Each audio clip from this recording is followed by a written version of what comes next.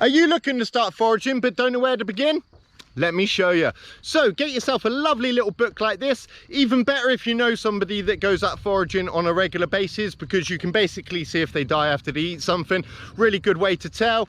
Anyways, we've got this one. It covers all 4 seasons. We're going to open the spring book up and we're going to have a little potter about. Now let's start with the absolute most basic thing anyone has ever probably seen, a daisy. See, the word comes from day's eye because it opens in the morning, closes at night. If you didn't make a daisy chain necklace when you were younger, yeah, you were probably born after the year, say, 2000. Anyways, absolutely brilliant edible. You can chuck that one in a salad, use it to garnish things like cakes, anything like that. You do get a few different genus of this. So basically this one is a Margaret. I think I've heard people call it a Paris as well before. Anyways, like I say, absolutely beautiful. Very, very, very basic, that is. I mean, start with your kids or anything like that, but it's a really, really good edible, that one.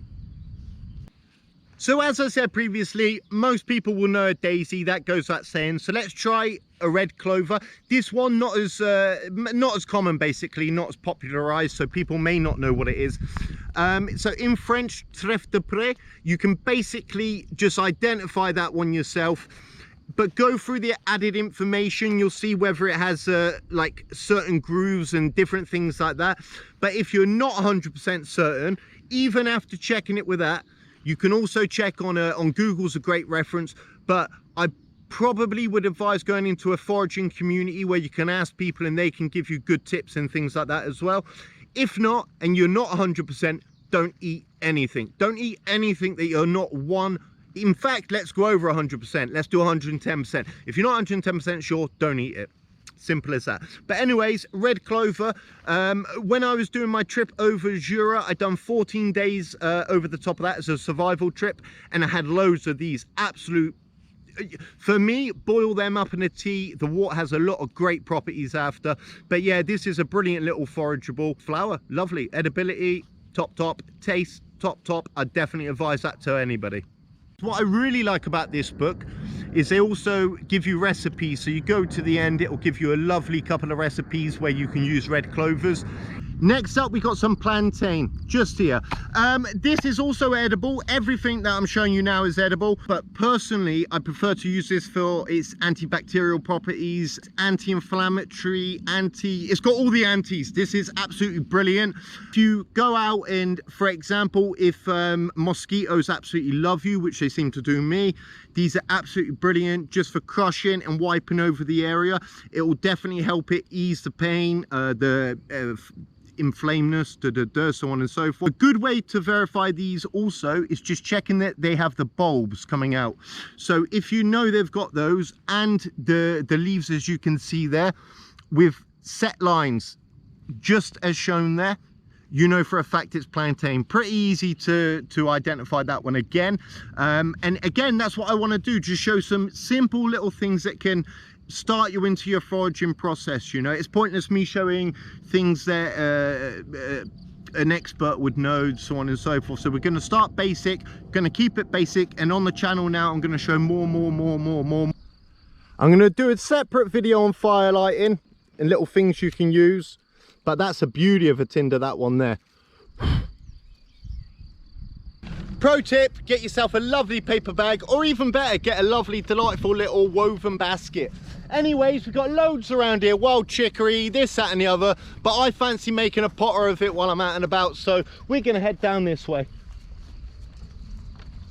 So just here, you've got Asteraceae, which is basically the genus, family, whatnot, of this type of species. This is actually, I'm pretty sure it's the joint biggest, along with Orchidia, which is basically like orchids, so on and so forth. As you can see, there's another one there. So just on here, you've got a different family, but let's just stick with this one for a minute. As you can see, it's got a lovely little group in there. We can get a lovely group in just there, and of course you can look across, and believe it or not, that is the same family as the common daisy, what else? Lettuce, artichokes, things that you wouldn't even believe. It's literally like in life when you meet two people that couldn't be further apart, and it turns out that they're brothers or cousins or whatnot, and you're like, whoa, how are they cut from the same cloth, so to say? But anyways, absolutely beautiful family to know, because it just consists of so many different things, don de leon, so on and so forth. Really, really good to know. Birdies. When I was a nipper, these were used for basically making a wish. So please let Jennifer love me. Uh-oh, she's gonna fall in love with Brian. But if you can't go out and look at something like that and find absolute childlike joy in it, then well, you know, I pity the fool.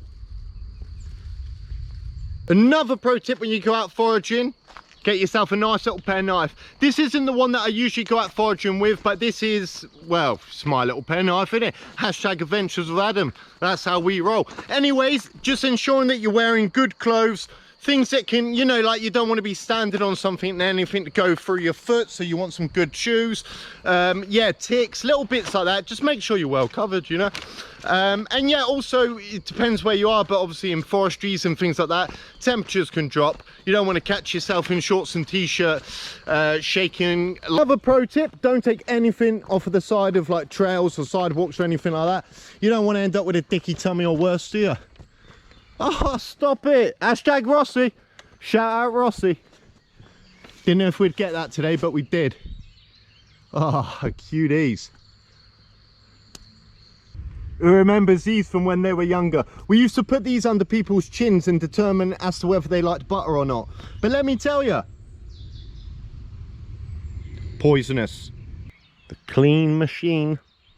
So these two little forestries here and here, yeah, basically I would go in there, but they're privately owned by a gentleman in there, Simon. I've been in there with him before, but yeah, I don't obviously just want to go and take it. I did walk past, I couldn't see any activity, so I take it he's not there. Anyways, it is starting to rain, and as you can see with the sky, it's getting it's going to be filthy tonight, I can imagine. So yeah, I was going to cook out in the forest, but what I will do instead is I'm going to just shoot back home. So that's the circular that I done.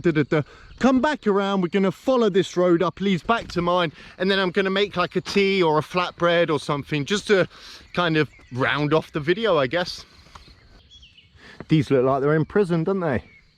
Got some lovely orty, aka stinging nettle, chips, soups, tea, loads of different things you could do with those, as I've shown on my channel many a time. Anyways, let's get back before that rain really starts coming down. Hashtag Rossi. And I live just behind those apartments there. What a beautiful place.